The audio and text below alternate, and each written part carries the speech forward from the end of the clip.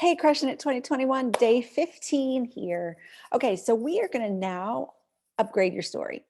So we're going to go upstream and figure out where the stories started from, and we're going to dismantle them.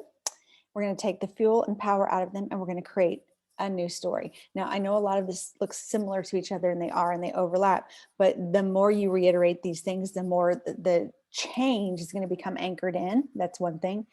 But also it's just different ways of looking at things, and you might find out some new things about yourself when you do this. So, oh, I have notes here. Okay. So if we change our story, we're going to change our life. Dr. Joe Dispenza says we are constantly living in the predictable past because we know what it is and we keep repeating it because we focus on it, or the uncertain far off future that hasn't happened yet. And we can't predict unless we create it. And remember, we talked about we create our life with the conversations we have about it. Well, we're going to create our life by dismantling some of those stories. So when I was doing this, I actually found a new story. Actually, it wasn't a new story, but I guess I found the source of it. It was that story of sabotage. So I remember I had done these pageants and I was on my way to like the national competition, and I fell and broke my arm. And my mom had said, "You sabotage yourself." And I didn't know what that meant, but I was like, okay, I sabotaged myself.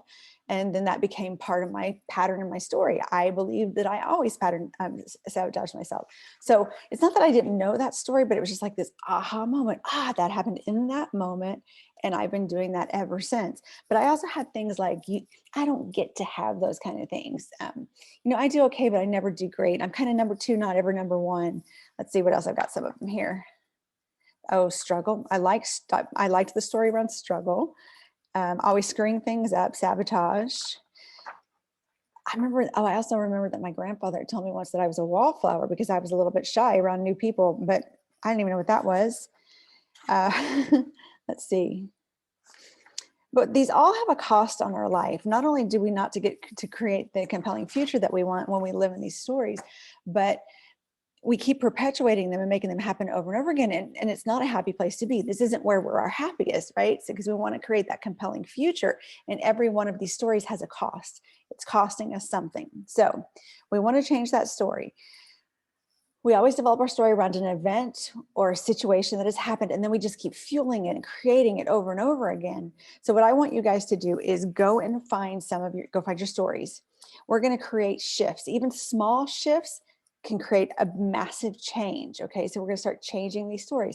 And remember, the stories and where they came from, first of all, they're just stories. They're usually created when we're very little and we don't have a good frame of reference. And so we need to keep that in mind. And we also, again, have to remember that the people who have helped teach us that story, perpetuate that story, it's not really their fault either. They did the best they could with the information that they had as well. So what you're going to do is you're going to find your story, tell how it makes you feel, figure out where it came from, and who could be who could be to blame,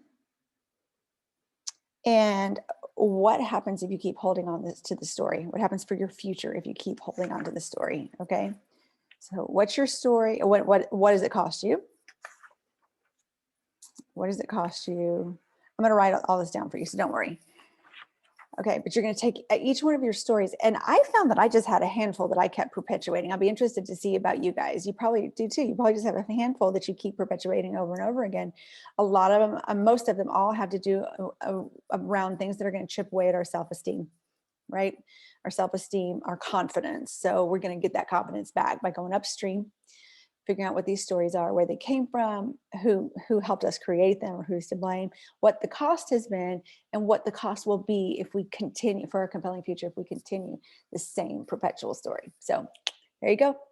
Day 15, go after it, play full on and engage, and let's dismantle these stories once and for all.